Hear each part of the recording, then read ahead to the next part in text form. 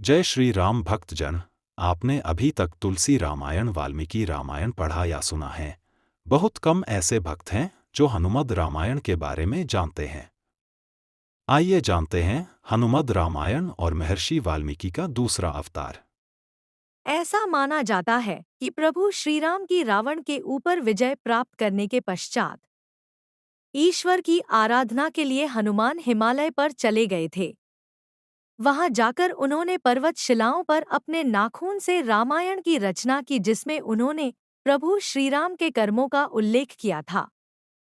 कुछ समयोपरांत जब महर्षि वाल्मीकि हनुमान जी को अपने द्वारा रची गई रामायण दिखाने पहुंचे तो उन्होंने हनुमान जी द्वारा रचित रामायण भी देखी। उसे देखकर वाल्मीकि थोड़े निराश हो गए। तो हनुमान ने उनसे उनकी निराशा का कारण पूछा तो महर्षि बोले कि उन्होंने कठोर परिश्रम के पश्चात जो रामायण रची है वो हनुमान की रचना के समक्ष कुछ भी नहीं है। अतः आने वाले समय में उनकी रचना उपेक्षित रह जाएगी।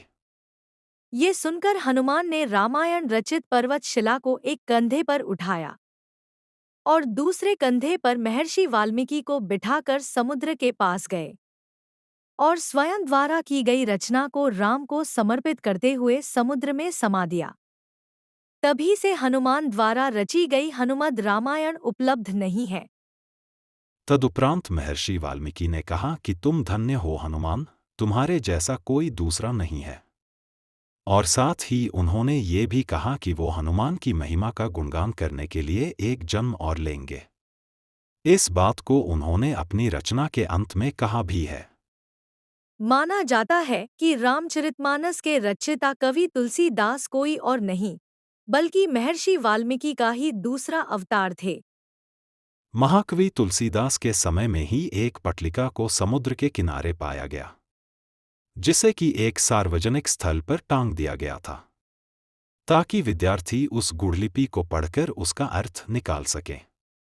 माना जाता है कि कालिदास ने उसका अर्थ निकाल लिया था और वो ये भी जान गए थे कि ये पटलिका कोई और नहीं बल्कि हनुमान द्वारा उनके पूर्व जन्म में रची गई हनुमद रामायण का ही एक अंश है, जो कि पर्वत शिला से निकलकर जल के साथ प्रवाहित होके यहाँ तक आ गई है।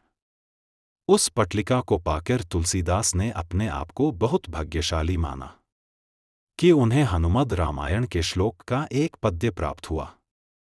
अगर आपको यह कहानी पसंद आई तो कृपया इसे लाइक करें और कमेंट में अपने विचार साझा करें और हमारे अन्य वीडियो देखने के लिए चैनल को सब्सक्राइब करें।